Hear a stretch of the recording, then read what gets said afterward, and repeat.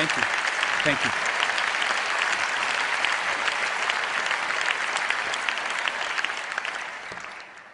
Thank you very much. It's a great privilege to be here. And I thank you so much for your support for our country, for my country, Israel.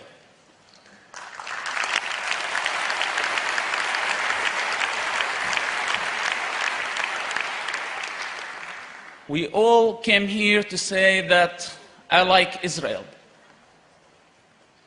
I would like to say that I love Israel.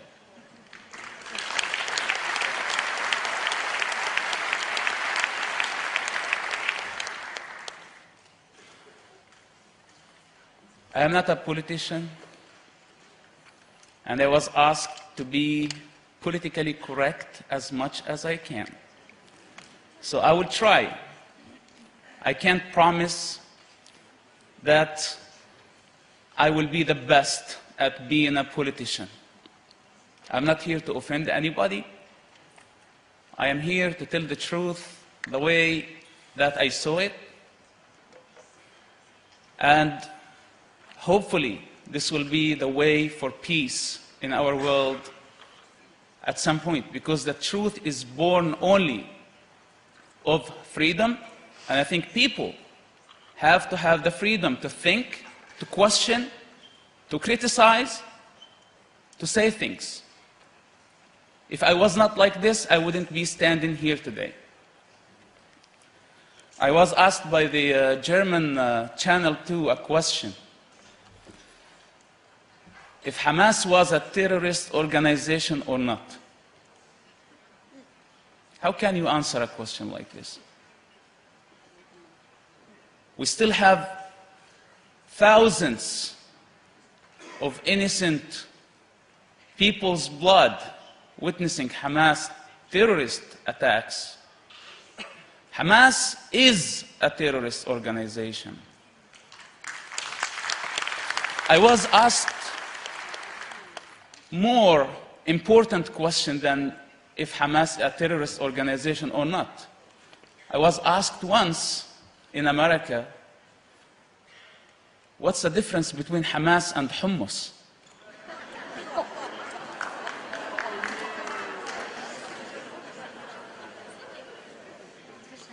Hamas was born to destroy the state of Israel. Hamas was born to destroy, and Hamas doesn't know how to build. I can say this because I have the authority to say that. I grew up in the heart of Hamas leadership. My father, Sheikh Hassan Youssef, is one of the founding members of Hamas organization. My family had to pay a very high price for the cause of Hamas. And we had to suffer more than any Palestinian family. So Hamas, at some point of my life, was my project. It was my business and my family's business. And I know about Hamas more than its members know about it.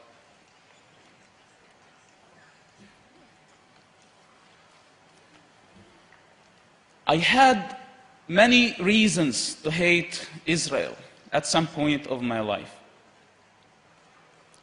I had political reasons, personal reasons, ideological reasons, and please to focus when I say ideological reasons. People are running from the reality that there is religious war. And there is a war between gods in the Middle East, between ideologies, between values, between the Western civilization and the barbarians. This is the reality on the ground. This is what's happening.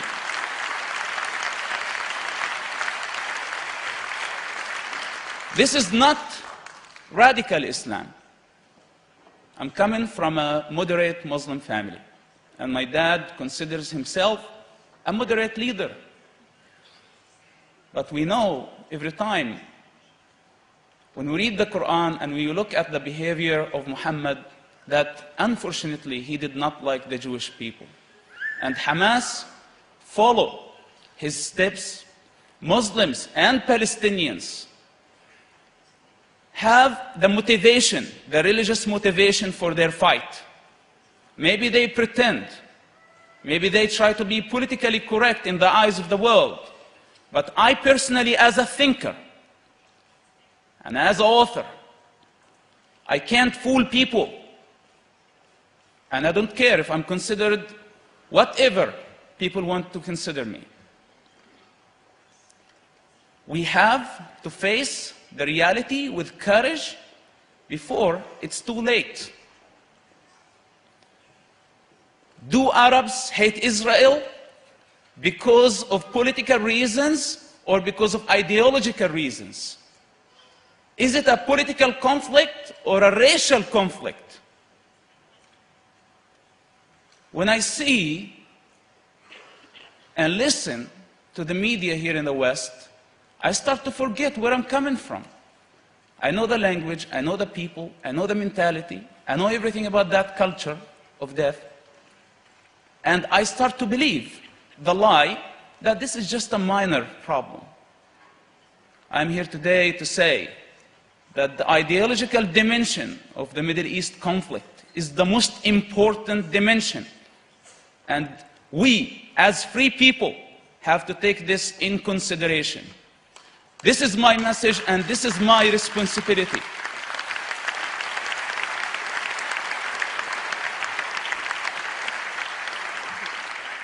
I think we are short on time and there is no room to fit all my story. I explained how the transformation happened in my life.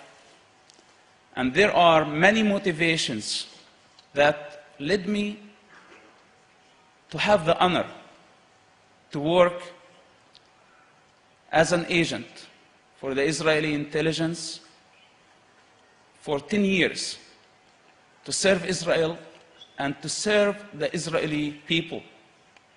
Nobody knew about my existence. I was a top secret agent. Few people within the Israeli intelligence knew about my existence. How did I come from Hamas to serve Israel? This is a long story. As I said, it's very hard to fit the whole story in few minutes. I wrote about all the details in Son of Hamas.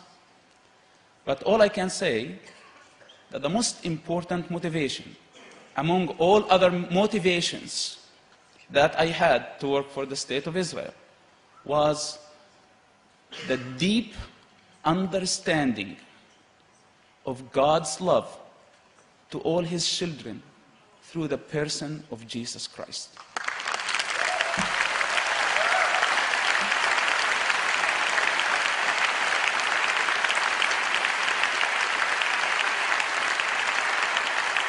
I am not here to preach. I'm not a saint, I'm a sinner, and I'm not a preacher, but this is the truth. And I know deep in my heart that that was the most important motivation that I had. Love your enemy. And I took the challenge, and because of that, I stand here today very confident. Yes, disowned. Yes, my nation want to kill me and execute me, and they consider me as a traitor. I stand here with lots of confidence to say that, yes, I love Israel.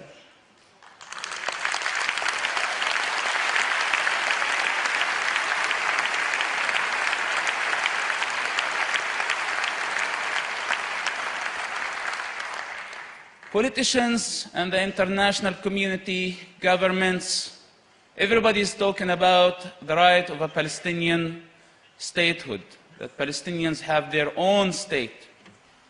I think it's a bad idea. And I think that Palestinians will pay very high price for this. Palestinians for more than 60 years tried to destroy the state of Israel, not to build a Palestinian state. And now they're coming very late, trying to fit a Palestinian state like somebody who's trying to fit an elephant in the eye of a needle. It's a small property. It's a very small country. 27,000 square kilometers. This is nothing. And it does not have room for two states. I am not saying that Palestinians can have their own authority and they can have a state. But we have to take in consideration the Israeli security necessities. We have to take this in consideration. We all see what happened in Gaza Strip. And we don't want to repeat the same mistakes of the past. Because not only Israelis will suffer, Palestinians will suffer too. I'm not talking about Palestinian politicians and leaders. I am talking about Palestinian children who are sick and tired of the ways of their leaders and their selfish desires. And I hope that none of my Palestinian children will have to go through what I had to go through.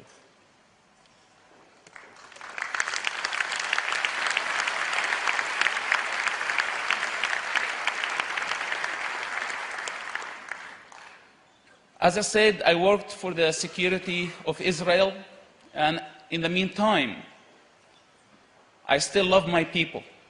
Our goal was not only to bring security to the state of Israel. Our mission on a daily basis was to save human lives. Arabs, Palestinians, Israelis, Americans, and all types of people. That was our duty. And this is the truth that I learned for many years. That was our responsibility. When Arabs, with their propagandas, and Palestinians try to describe Israel as thirsty for the Palestinian blood, this is a lie for cheap political achievements. I was a witness, I have been a witness, and I know that Israel is not the problem in the Middle East. Israel is the solution to the Middle East.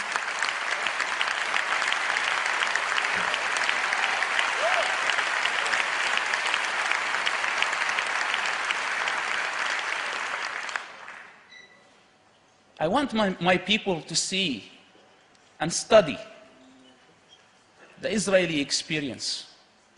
After all the tragedies that this amazing nation had to face, their focus was not to take revenge. After the Holocaust, the focus was to survive and to choose life over death. Unfortunately, my people did not learn from this amazing experience, and they are doing totally the opposite.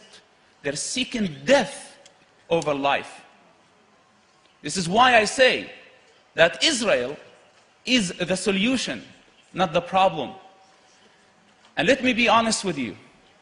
In this conflict in the Middle East today, after a long experience here in the West, reading, studying, reading about all the foundations of this civilization, the Western civilization, and its philosophy, I tell you, if Israel fails in the Middle East, the Western civilization will fail.